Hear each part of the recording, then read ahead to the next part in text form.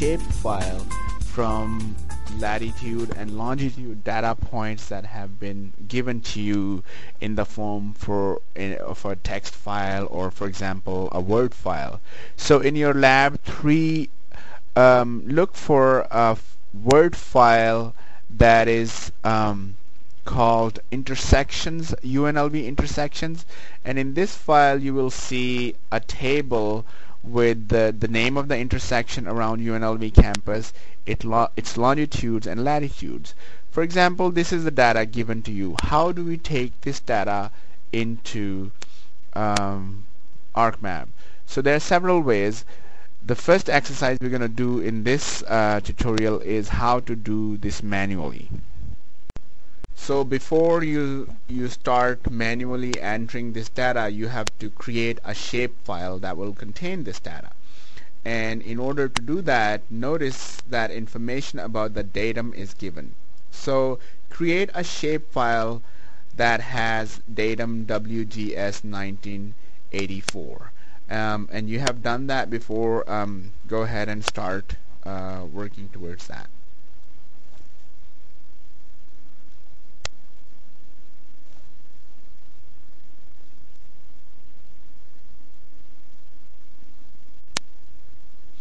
Here, call it UNLV intersections, and it would be a point type data file. Go to spatial reference, edit, and select. And again, in this case, you will be using geographic, but it's not a North America anymore. It's WGS 1984, which would be World Geodetic System. So go to World, and here you will find WGS 1984. Select this and apply OK, and this will create a shape file. Something to note here is that the datum is very important. So make sure you know which datum corresponds to the data that is given to you in the form of latitudes and longitudes. As you can see that the newly created shapefile shows in the table of contents. I have also added a name, a field called name to the table of contents, where I can put the name of the intersection.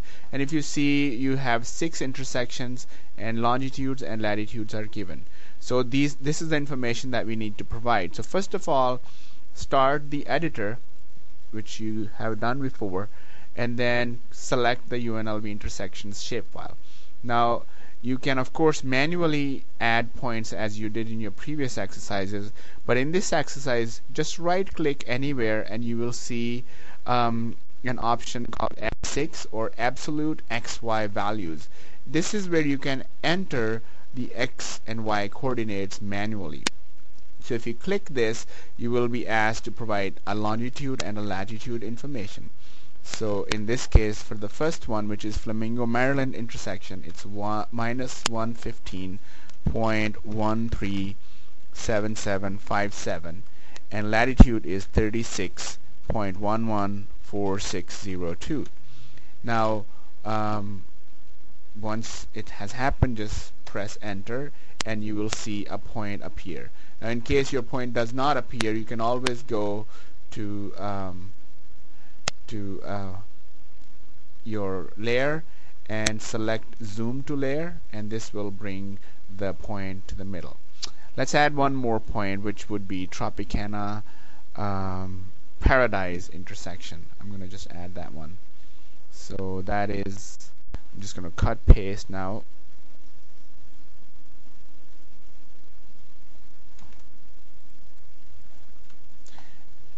Tropicana Paradise.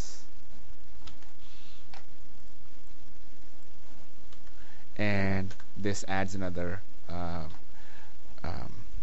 point. And in a similar manner, I'm going to add the information about the names of these intersections that I just added. Okay. Again, as you can see, you only see one point. You can always go to your table of contents layer and say select zoom to layer. This will zoom so that all the points in this layer are visible, and you can see both the points are visible now. So go ahead and the remaining 4 intersections into this layer.